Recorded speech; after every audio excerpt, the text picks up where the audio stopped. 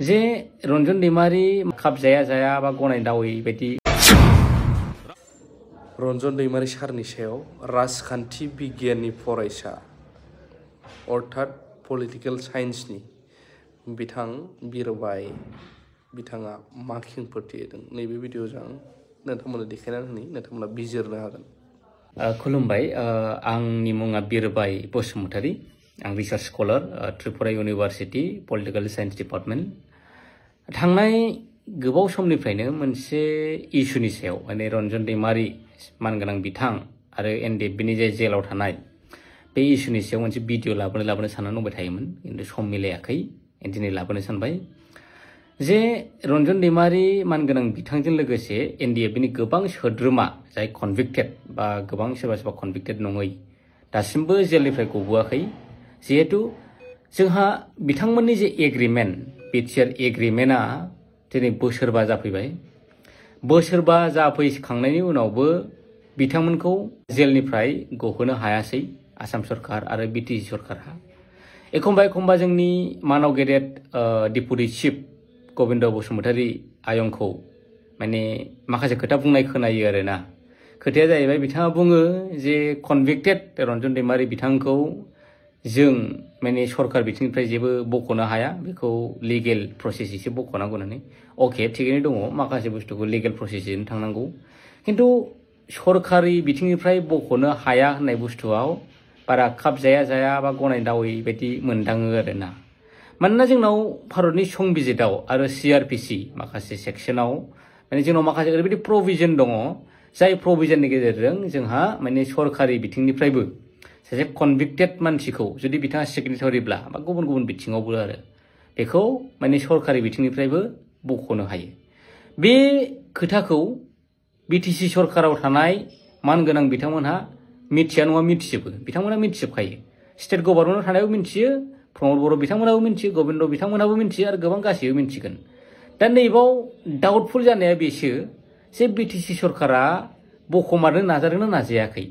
आसाम सरकारखौ बा भारत सरकारखौ मानगोनां रन्जन दैमारी बिथांजों लोगोसे माने गोबां बे कनभिक्टेड बा गुबुन जेलाव थानाय एनडिएफबि बिथांमोनखौ बख'नो थाखाय नारसिनदों बा खावलायदोंना खावलायाखै।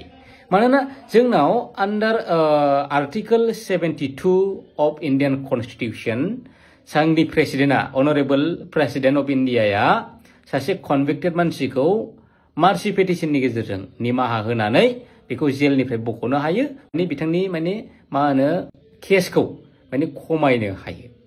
दा जोंनि इण्डियायाव प्रेक्टिकेलि नायोब्ला आफादगिरिया जोंनि भारत सरकारनिनो खोथा खोनासङो, माने मिनिस्ट्रिनिनो खोथा खोनासङो, पार्लिमेन्टनिनो खोथा खोनासङो। जुदि इण्डियानि पार्लिमेन्टआ बा इण्डियान गभर्नमेन्टआ जोंनि अनरेबल प्रेसिडेन्टखौ जुदि खावलायोब्ला अनरेबल प्रेसिडेन्टआ गावनि पावार बाहायनानै आन्डार आर्टिकल 72 रन्जन दैमारीजों लोगोसे गोबां कनभिक्टेड मानसि बिथांमोनखौबो बख'नो हायो। दा बेनि अनगायैबो जोंनि भारतनि संबिजितावनो जोंहा मोनसे आर्टिकल दंबावो, बे आर्टिकला जाहैबाय 161। नोंथांमोना गुगोलाव नाय, आं जे आर्टिकल बुंदों, जे सेक्सन बुंदों बेखौ, अब्ला नोंथांमोना क्लियारै बुजिगोन आरो। आन्डार आर्टिकल 161 जुदि बे केसा जुदि स्टेट लेभेलावनो जोबदोंबा माने स्टेटनि हाइ कर्टनिनोब्ला माने बेखौबो माने स्टेट गभर्नमेन्टआ जोंहा अनरेबल गभर्नर, आसामनि गभर्नर बा स्टेटनि गभर्नरखौ खावलायनानै जेरै प्रेसिडेन्टआ हायो बेबायदिनो मार्सि पेटिशननि गेजेरजों अननानै बा निमाहा होनाय मोनसे खान्थिजों माने रन्जन दैमारीखौ बा गुबुन माने बिग्रायारि बिथांमोन जाय बिथांमोना जेलाव दङ बिथांमोनखौ बख'नो हानायनि जोंनाव माखासे प्रभिजन दङ, गैया नङा, दङ। दा बिनि अनगायैबो जोंहा सिआरपिसि माने कड अफ क्रिमिनेल प्रसिजारनि जोंहा सेक्सन 432 आरो 433 आव जुदि सोरबा व्यक्तिया जुदि सिगनेटरि जाबायब्ला बा माखासे ग्राउन्डआव जुदि बिथाङा माने एग्रिमेन्ट बा एकर्ड खालामबाय माबाय, नै बिदि ग्राउन्डआव आन्डार सेक्सन 432 एन्ड 433 जोंनि आसाम गभर्नमेन्टआ बा इण्डियान गभर्नमेन्टआ बिथांनि केसखौ खमायनानै होनो हायो, बिथांनि केसखौ केन्सेल खालामनो हायो।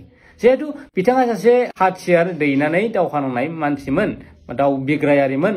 दा बिथाङा दिनै माने पिएचडआव फैखांनायनि उनाव गावनि हाथियार दैनायखौ दोनथ'नानै बिथाङा माने सान्थि भाबै बिथाङा माने आवगायलांनो होननानै जुदि एग्रि जाबायबा सारेन्डार जाबायबा बिथांनि बै गोरोन्थिफोरखौ सरकारा निमाहा होनायनि जोंनाव CRPC नि नैबे सेक्सननि गेजेरजों जोंनाव रुल्स दङ। बेनिफ्राय CRPC आवनो 389 मोनसे सेक्सन दंबावो जाय 389 सेक्सननि गेजेरजोंबो माने जोंनि गभर्नमेन्टआ सेन्ट्रेल गभर्नमेन्ट बा स्टेट गभर्नमेन्टआ माने माबा मोनसे एकर्ड जायोबा आरो माबा मोनसे एकर्ड जायोबा माने नैबे सेक्सननि गेजेरजों बख'नो हानाय माखासे प्रभिजनआ जोंनाव दङ। नाथाय बेबायदि प्रभिजन थासेयावबो माने मानो बख'नो हायाखै आसाम गभर्नमेन्ट बा सेन्ट्रेल गभर्नमेन्टआ मानो माने बिथांमोनखौ बख'नायनि राहाखौ लायाखै ना BTC सरकारानो नाजायाखै नैबे मोनसे कुइसन जायो आरोना। आसाम सरकार आरो भारत सरकारखौ मा होनो बिथांमोनहा माने रन्जन दैमारिया गयोबाबो गवाबाबो बिस्रा जेबो नांजाया। नांजानांगौआ जाहैबाय जोंनि BTC सरकार।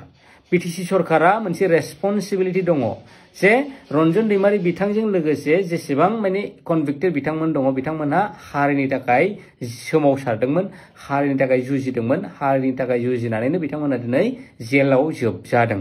दा जों बर' हिसाबै जोंनि बिग्रायारि बिथांमोनखौ जोंहा बख'नानै लानानै फैनांगौआ जोंनि बर' माहारिनि बा BTC सरकारनि बियो दायथ'। बे दायथ' थासेयावबो बिथांमोनहा मानो नारसिनाखै बा नारसिनदोंबा मानो दासिमबो रिजाल्ट गैया माबायदि नारसिनदों बिथांमोनहा। दा मोनसे थांनाय डिसेम्बर दानाव जोंहा रन्जन दैमारि मानगोनां बिथांखौ बेल हियारिं जासिगोन होननानै मोनसे निउस फैदोंमोन आरो जेब्ला बेल हियारिं जानायनि दिन सफैबाय अब्ला मोनसे माने निउस फैफिनबाय जे सरकारि उकिला रन्जन दैमारिखौ माने बिनि बेल हियारिंखौ माने सप्तानै सम पस्टपन खालामबाय। नैबावै मोनसे कुइसना ओरैबायदि सिखारो जे सरकारा जुदि रन्जन दैमारि मानगोनां बिथांखौ जुदि गहोनो गोसोमोनब्ला बेल हियारिंखौ मानो सप्तानै फावसायखो? ओइदिनखालिनो बिथाङा नो अबजेक्शन सार्टिफिकेट होनानै NOC होनानै माने जेसेबां एभिडेन्सफोर दङ बेखौ एभिडेन्सखौ माने अनरेबल कर्टनि सिगाङाव गथायथ'आबानो जाबायमोन ना अब्लानो रन्जन दैमारिखौ गसिगौमोन।